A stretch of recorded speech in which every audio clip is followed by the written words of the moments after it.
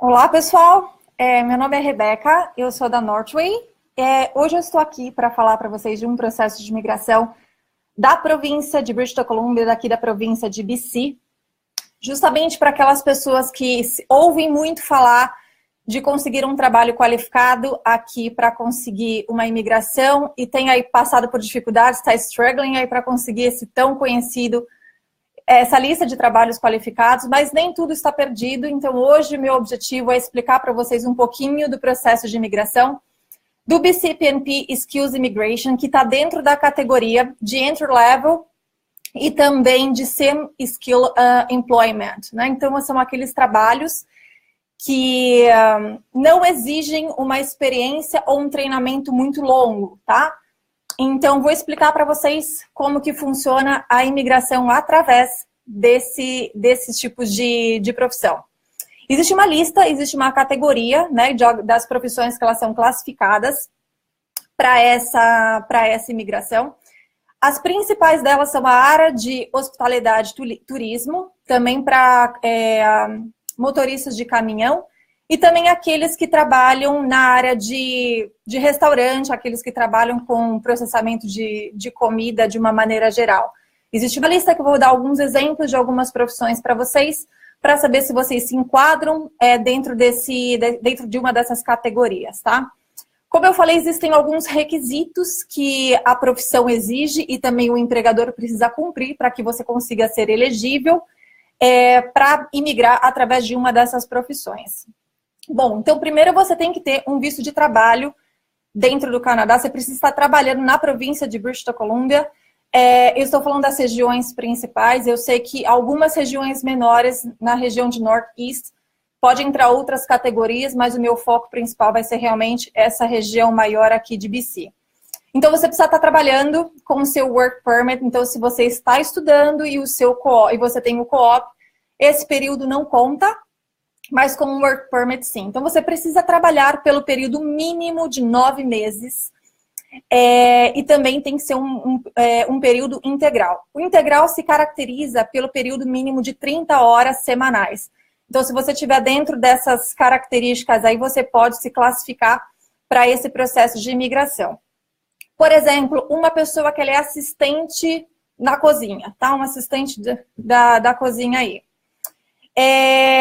Essa pessoa ela pode se classificar para um processo de imigração, né? Então, através da profissão que ela está exercendo. Ela pode até ser promovida depois, mas é importante que durante esse período, durante esses desses 9 primeiros meses, né? Ou desses 9 meses que sejam consecutivos, que ela esteja trabalhando dentro dessa posição. Ela pode ser promovida depois, mas ela precisa cumprir esses 9 meses dentro dessa categoria, tá?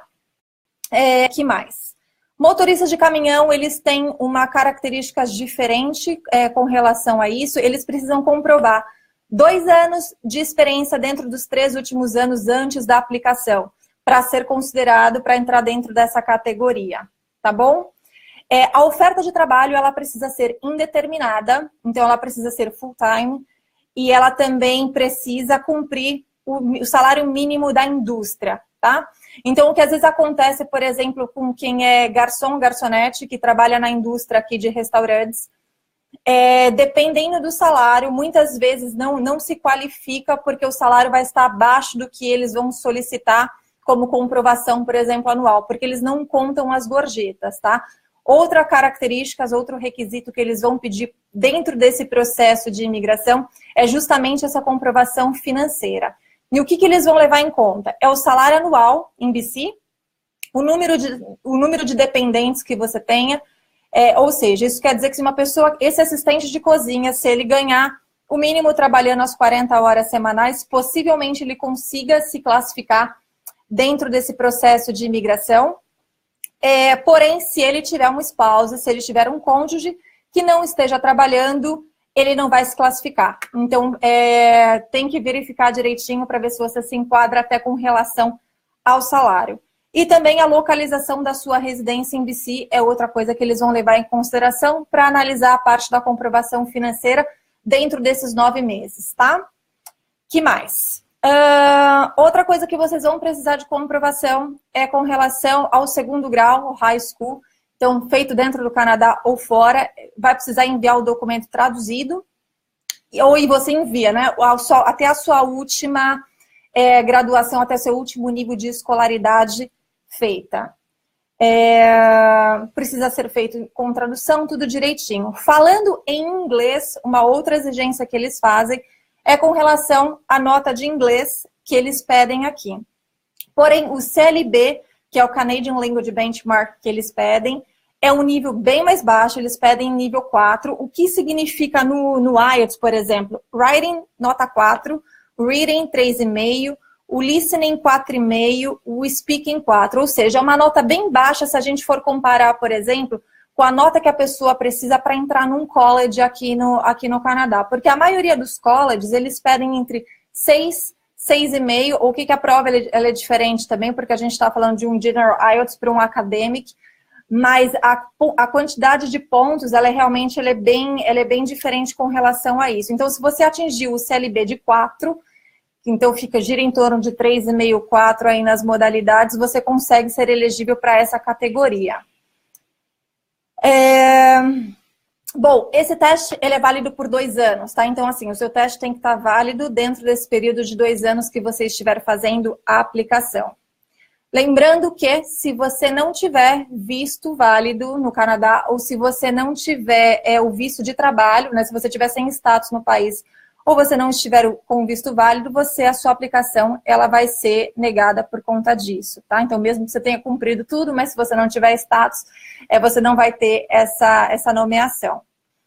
Com relação a prazos, né, que eu sei que é o que as pessoas acabam perguntando muito, esse processo, ele é bem interessante justamente para as pessoas que estão aqui, com visto de trabalho aberto, um Working Holiday Visa, ou aqueles que conseguiram o Post-Graduation Work Permit, que é o visto de trabalho após a graduação, ou aqueles que têm o visto de trabalho através do spouse. Então, essa categoria pode ajudar vocês a conseguirem imigrar sem precisar se preocupar e correr atrás daquele trabalho qualificado, que eu sei que tem muitas pessoas que elas estão realmente na busca, na luta, e elas acham que elas nunca vão conseguir migrar aqui se elas não conseguirem aquele certo nível de empregabilidade. Então, para você que está aqui em BC, tem aí boas notícias.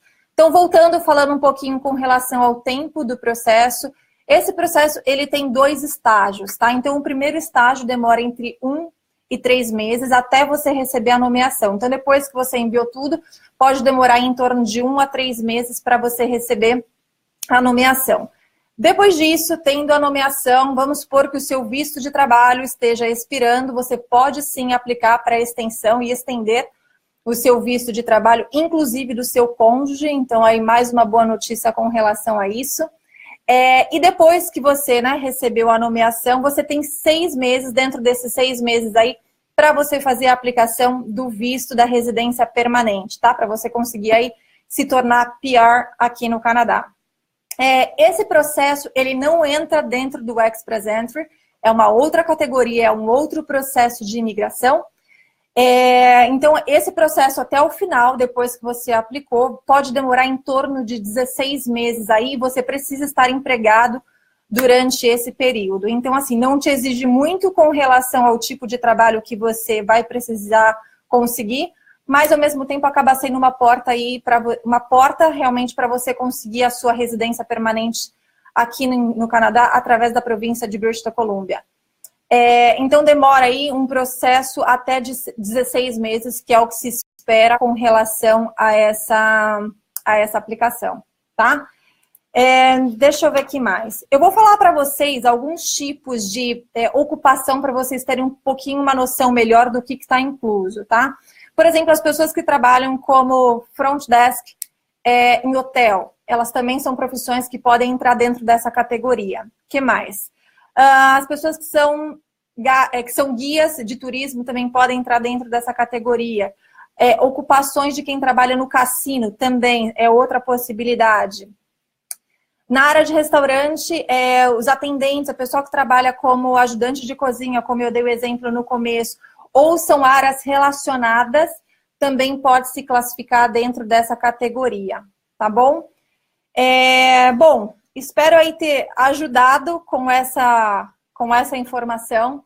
E aí, com certeza, abriu o caminho e abrir as possibilidades para vocês aplicarem para residência permanente, daqueles que estão aqui já na província de BC, ou aqueles que estão se preparando, aqueles que estão vindo principalmente com o casal, com o cônjuge, vão poder aplicar para o visto de trabalho, pode ser uma possibilidade.